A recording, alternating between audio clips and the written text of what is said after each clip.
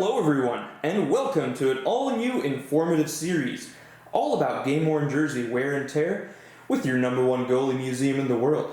I am the owner and your host, Bruce C., and today we are looking at a common type of wear seen on game-worns called material pilling. Now, a lot of times sellers list up jerseys with light, moderate, or heavy pilling, and especially amongst the novice collectors, the term really doesn't mean too much, at first.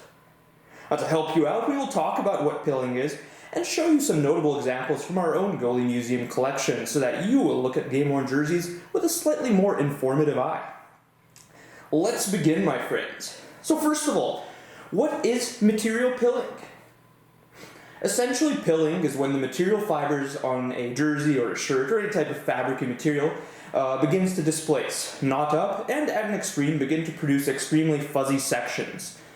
It's caused by friction generated by non-like materials rubbing or snagging together, as well as through more direct means, such as Velcro sticking and displacing fabric material, splintered stick blades in the case of hockey, picking out strands with incidental body contact, intentional picking at the strands by players, because we all have that tendency to get excited and start pulling at those loose strands, and of course any other non-like material chafes away at a fabric's integrity and begins resulting in some pilling. What does pilling look like, and how can I make the judgment call if it is a light, moderate, or heavy example of pilling?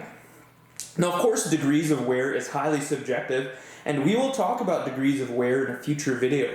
But for now, let's take a look at some specific examples to show you. Some fairly light pilling can be found on this 2007-2008 Matthew Garon Edmonton Oilers game-worn jersey. Due to the type of material this era's Oilers sweaters are made of, it made them quite apt for pilling, and this one is no exception, as you can see that there are small snags and material pulls throughout the body, but none majorly creating mass clumps or fuzziness. That is why I would classify it as light.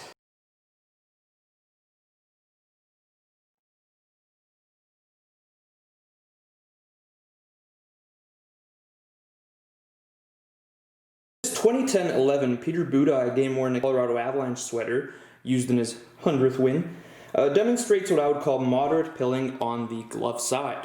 This pilling was caused by a combination of the Velcro on the glove, as well as general chafing from the cuff of the glove on the jersey's sleeve.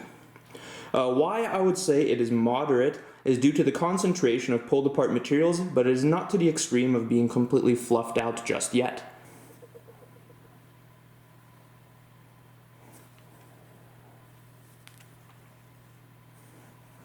Of course, heavy pilling could be seen on our 1991-92 Greg Millen Red Wings gamer, as well as in our 87-88 Gilles Meloche Pittsburgh Penguins gamer. The material is very heavily snagged and displaced, and now demonstrate the characteristic flaring out and fluffy look. These were caused by general friction, notable on the Meloche on the neck by his mask. Very notable pilling.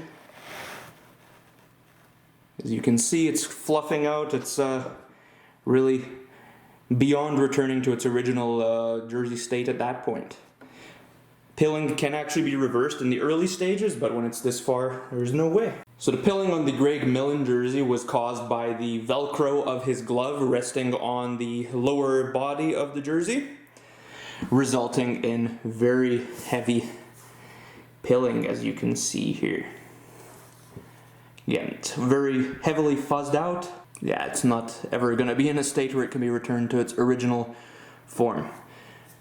Our photo match picture of the Millen actually clearly demonstrates how he managed this example of heavy pilling on the side there. Hopefully, you now have at least somewhat of a better understanding of what material pilling is in your continued quest to build up your game-worn collections. I hope all of you learned something, or at least had fun watching if you're a veteran of the game-worn world.